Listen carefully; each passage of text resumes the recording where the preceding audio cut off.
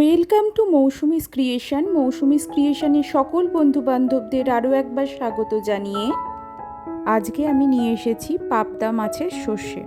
আমি জানি আপনারা পাবদা সর্ষে হয়তো বানাতে জানেন, কিন্তু আমি যেভাবে করি সেভাবে আজকে আপনাদের শেয়ার করছি। সাথে রয়েছে কিছু টিপস। চলুন বেশি দেরি না করে দেখে নেওয়া যাক কীভাবে আমি রান্নাটা করছি।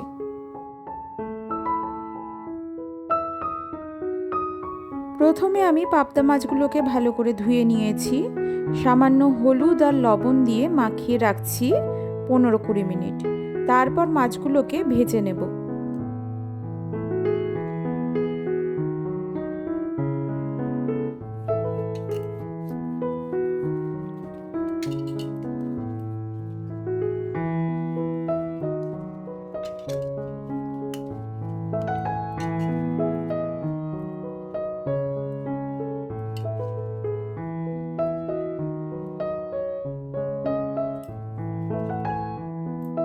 আমি এখানে সর্ষের একটা পেস্ট তৈরি করে নিচ্ছি। আমি এখানে কালো সর্ষে ইউজ করছি, আপনারা চাইলে কালো সর্ষের সঙ্গে সাদা সর্ষেও ইউজ করতে পারেন।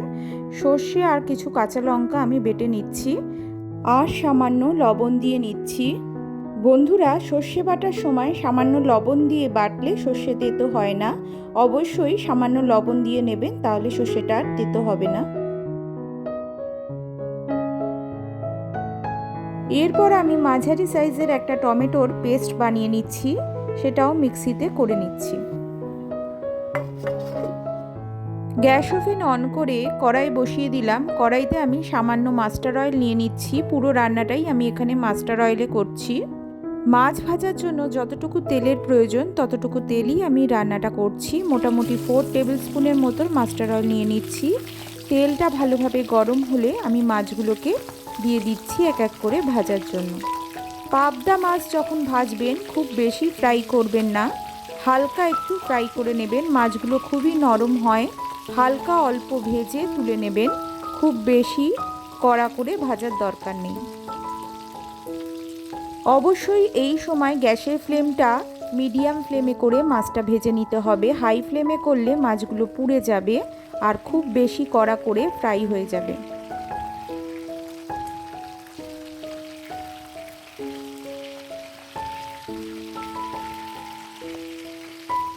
গ্যাসের ফ্লেমটা মিডিয়ামে রেখে আমি মাছগুলোকে ভেজে নিচ্ছি।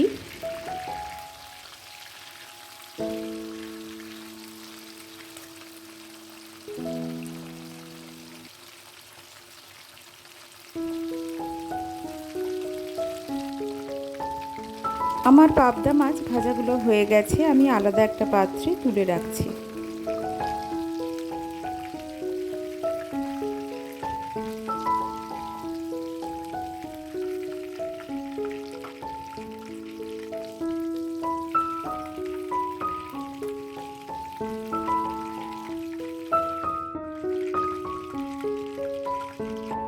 এরপর মাছ ভাজার ওই একই তেলে আমি পুরো রান্নাটা করে নেব। আমি তেলে দিয়ে দিচ্ছি 1 টিস্পুন গোটা কালো জিরে ফোড়ন হিসেবে।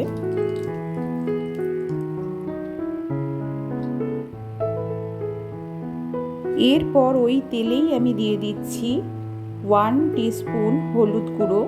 আমি 1.5 টিস্পুন হলুদ গুঁড়ো ইউজ করছি এখানে। হলুদ গুঁড়োটা তেলেই দিয়ে দেবেন, তাতে রঙটা খুব ভালো আসবে। আর দিয়ে দিচ্ছি 1 টিস্পুন রেড চিলি পাউডার। এখানে সাধারণ রেড চিলি পাউডার ইউজ করছি। হলুদ গুঁড়ো আর সাধারণ রেড চিলি পাউডার দুটোই আমি তেলে দিয়ে দিচ্ছি, দিয়ে ভালোভাবে নাড়াচাড়া করে নিচ্ছি। এইভাবে করলে রঙটা খুব ভালো আসে। এরপর আমি দিয়ে দিচ্ছি টমেটো পেস্ট। আমি একটা টমেটোকে পেস্ট করে নিয়েছিলাম, যেটা আপনাদের আগেই দেখিয়েছিলাম। সেই টমেটো পেস্টটা দিয়ে দিলাম, দিয়ে আবারও নাড়াচাড়া করে নিতে হবে, যাতে টমেটোর কাঁচা গন্ধটা একেবারেই চলে যায়।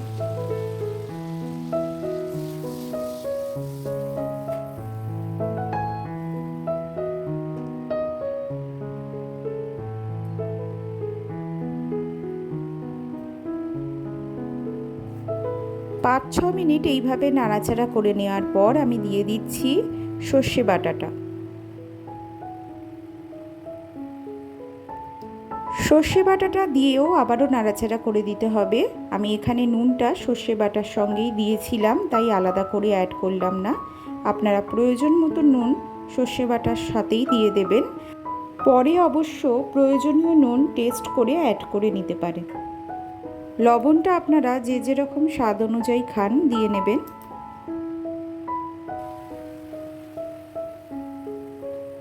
সর্ষে বাটা দেওয়ার পর ভালোভাবে কষিয়ে নিচ্ছি।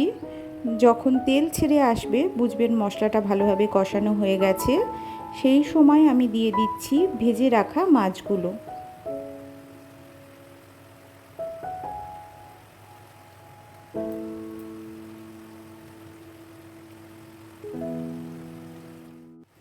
আপনারা যদি গ্রেভির পরিমাণ একটু বেশি রাখতে চান তাহলে এখানে জল অ্যাড করতে পারেন। আমি এখানে কোনো জল অ্যাড করছি না, আমি আজকে গ্রেভিটা অল্পই রাখবো। ভেজে রাখা মাছগুলো অ্যাড করে দেওয়ার পর আমি 5-7 মিনিট একটু ফুটিয়ে নিচ্ছি আর 2টো কাঁচা লঙ্কা চিড়ে দিচ্ছি সেই সময়। আপনারা চাইলে এই সময় ধনেপাতাও অ্যাড করতে পারেন। ধনেপাতা অ্যাড করলে গন্ধটা খুব ভালো আসবে। আজকে আমি কোনো ধনেপাতা অ্যাড করছি না। আমার রান্নাটা হয়ে গেছে, গ্যাস ওভেন অফ করে দিলাম। তারপরে আমি ফিরে আসছি, একটা সার্ভিং ডিশে তুলে নিচ্ছি। বন্ধুরা, আজকে আমার ভিডিওটা ভালো লেগে থাকলে অবশ্যই লাইক করে দিতে ভুলবেন না ভিডিওটা আপনাদের বন্ধুবান্ধব আত্মীয় স্বজনদের সঙ্গে অনেক বেশি করে শেয়ার করে দেওয়ার অনুরোধ রইল। এখনও যদি আমার চ্যানেলকে সাবস্ক্রাইব না করে থাকেন অবশ্যই সাবস্ক্রাইব করে নেওয়ারও অনুরোধ রইল। আর পাশে থাকা বেল আইকনটা অবশ্যই অন রাখবেন বন্ধুরা। আমি এই চ্যানেলে যখনই ভিডিও পোস্ট করব তখন আপনার কাছে ফার্স্ট নোটিফিকেশান চলে যাবে খুব সহজে, খুব তাড়াতাড়ি।